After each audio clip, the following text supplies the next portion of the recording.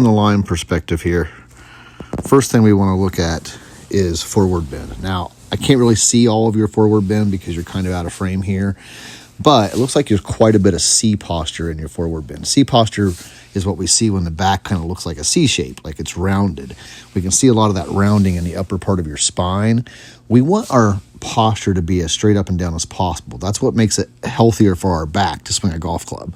Now, the golf swing is never completely healthy on our back. Obviously, we have repeated motion that's going to wear on our back. Now, it doesn't mean we'll ever have a back injury, but we have more risk for a back injury if there's more rounding in the spine, because when there's rounding in the spine, that means one side of our disc is being pinched. When that one side of our disc is being pinched and then we rotate, we're shearing those discs. We're kind of rubbing or grinding on those discs. So what we want to do is focus on bending at our hip joints, not through our belt line and not up through our chest and abdomen. So we want to bend more at our hips than anywhere else. That's also going to allow you to have a little bit more space and allow your arms to kind of hang straight down. Right now, your arms are just a little bit inverted, okay? We want to have those arms kind of hanging straight down out of our shoulder sockets. I can also tell here that you're set up a little bit close to your target line. This is a common error. We see most amateurs line up with their feet and their body pointed at their target rather than their body lined up parallel to the target line. So a little bit of alignment change here to get your body and everything kind of more parallel to your target line rather than your body pointed at your target, okay? Now, in your takeaway, it looks like, and this is kind of hard to see, again, because the camera angle, you're kind of cut off here, but I can see where your hands kind of lift out in a way. That's going to cause you to lack depth at the top. And you have a little bit of a limited turn. Your shoulders and hips, neither one turn quite enough. At the top of your swing, we want your hips to be at least 40 degrees and your shoulders to be as close to 90 as possible. So we want to get those hands working in on the way back and the club head working out. And that's going to allow us to make a bigger turn, allow us to get deeper at the top rather than sacrificing depth at the top. At the top of our swing, we want the butt of our club and our hands over our heels, and yours are clearly, not that deep here, probably over into your shoelaces or even out over your toes. So if we had a better angle here, we could see that, but obviously lacking some depth here. When we lack depth, our arms are probably going to break down, our hands are going to want to run out, and so our arms are going to fold. We don't want our arms to fold this much. We want to keep some width.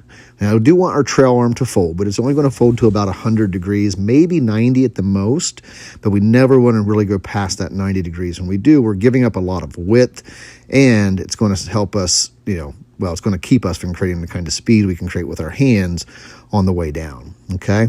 So that's the big thing in the takeaway. We want to get the hands more working in and the club head working out. Now, to do that, we're going to feel like we're just turning our body and our hands and arms are kind of going along for the ride, at least for the first couple of feet in the takeaway until the club is at least about almost parallel to the ground. And then once the club is about parallel to the ground, we're going to start hinging our wrist. And when we hinge our wrist, the more we hinge our wrist, the less our arms will break down, but we got to have depth for that to happen as well. So the combination of the wrist hinge and the hands working in around the body is going to keep your arm structure in a much better perspective, okay? Now on the downswing, obviously you do steepen the club, and the club does get steep and comes over the top.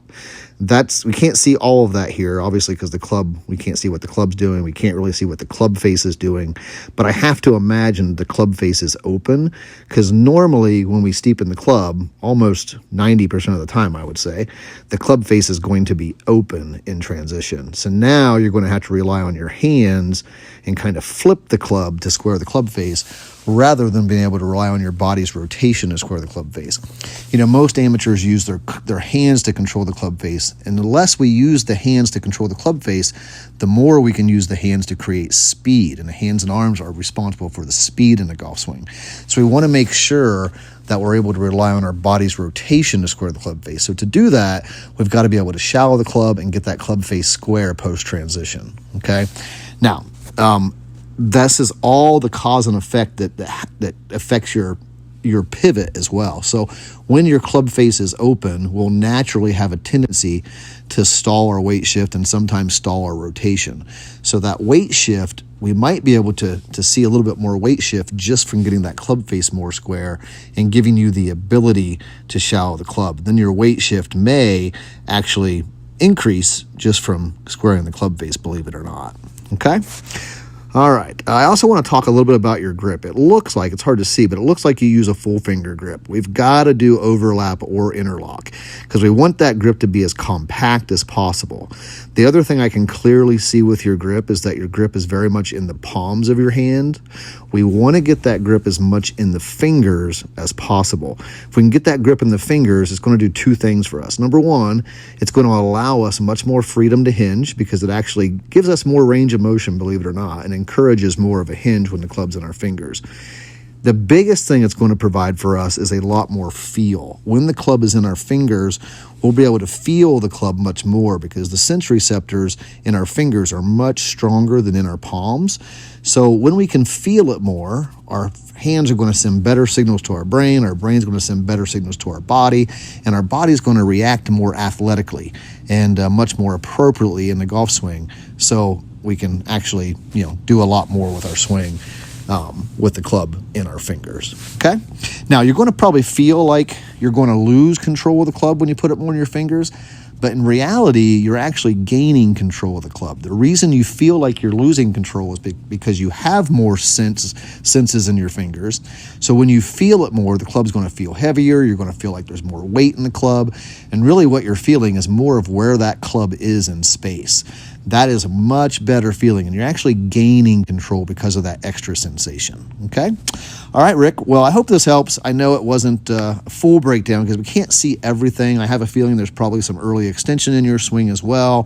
Whenever we come over the top and the club face is open, there's almost always early extension, but it's kind of hard to see because I can't see kind of where your rear end is and things, so when I can actually see that, or when one of our other coaches can see that, we'll be able to help you more with those pieces as well. But thank you for sending this, and look forward to talking to you soon. Take care.